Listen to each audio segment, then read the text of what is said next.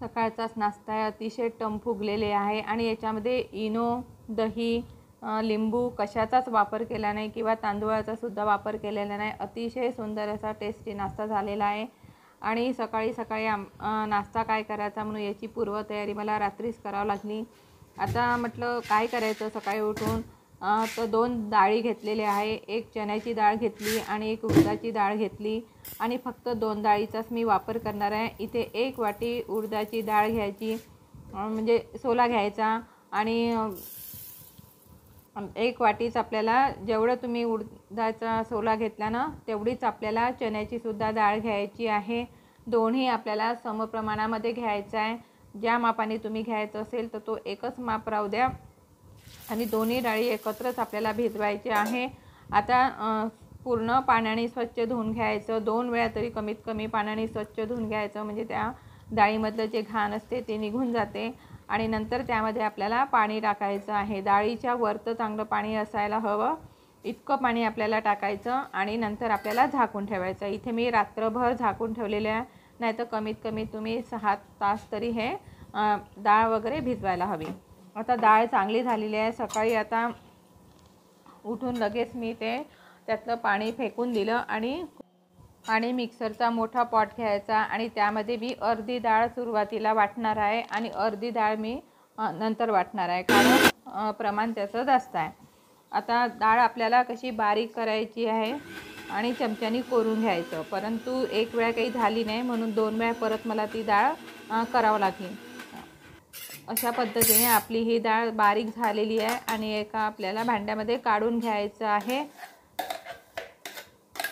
आणि थोडं पाणी टाकूनच आपल्याला ती डाळ फिरवायची आहे.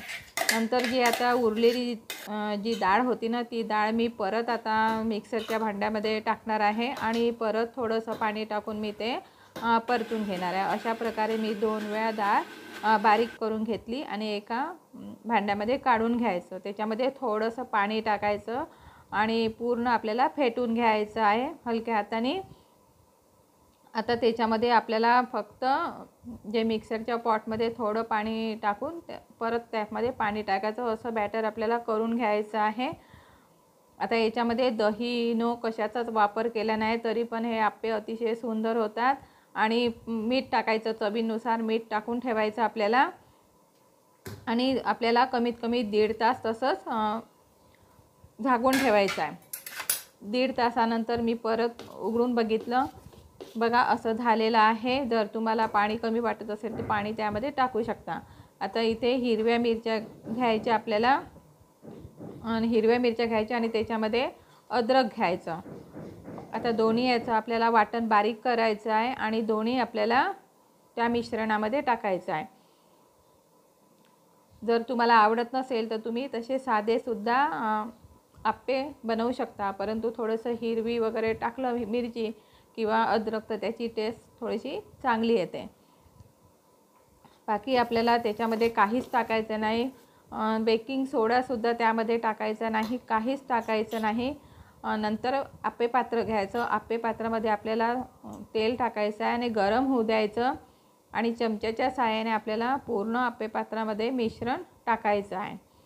अतिशय सुंदर आणि टेस्टी, नेहमीच्यापेक्षा हे वेगळे आप्पे होतात आणि अतिशय सुंदरही होतात आणि फुगतातसुद्धा. नक्की तुम्ही ही रेसिपी 1 वेळा ट्राय करून बघा. नाश्त्यालासुद्धा पोटभरीचाच आहे, टिफिनलासुद्धा तुम्ही करू शकता. आणि नंतर आपल्याला पलटून घ्यायचं आहे तेल सोडून. आता पूर्ण आपले आप्पे बघा किती सुंदर झालेले आहे, टम फुगलेले आहे, दोन्हीकडून छान फुगलेले आहे. असेच आप्पे आपल्याला काढून घ्यायचे आहे, चमच्यानेच काढून घ्यायचे. गरम गरमसुद्धा छान लागतात, थंड झाल्यावरही सुद्धा छान लागतात. आणि जे उरलेले आहे ते मी परत तशाच प्रकारचे आप्पे करून घेणार आहे आणि अतिशय जाळीदारसुद्धा होतात. मी एक तुम्हाला फोडून दाखवत आहे, बघा आतूनसुद्धा कसा जाळीदार आणि छान झालेला आहे, पूर्ण शिजलेला आहे, असे आप्पे झालेले आहे. नक्की तुम्ही करून बघा. आता होळीसुद्धा आहे, होळीलासुद्धा काहीतरी नाश्ता आपल्याला करावाच लागतो, म्हणून तुम्ही अशा प्रकारचे आप्पे करून ठेवा. हा सुद्धा एक प्रकारचा नाश्ता अतिशय सुंदर होतो, पोटभरीचा नाश्ता आहे आणि मुलांचा आवडीचा आहे, सगळ्यांचा आवडीचा आहे. तुम्ही नाश्त्याला जरी केलं तरी तुम्हाला भूक लागणार नाही, इतका हा पोटभरीचा नाश्ता आहे. नक्की तुम्ही करून बघा. कसा वाटला तुम्हाला आजचा व्हिडिओ? जर तुम्हाला आवडत असेल माझे व्हिडिओ तर नक्की लाईक करा, शेअर करा, दुसऱ्यांना शेअर करा आणि सबस्क्राईब कर. चॅनलवर अजून केलं नसेल तर प्लीज सबस्क्राईब करा. धन्यवाद.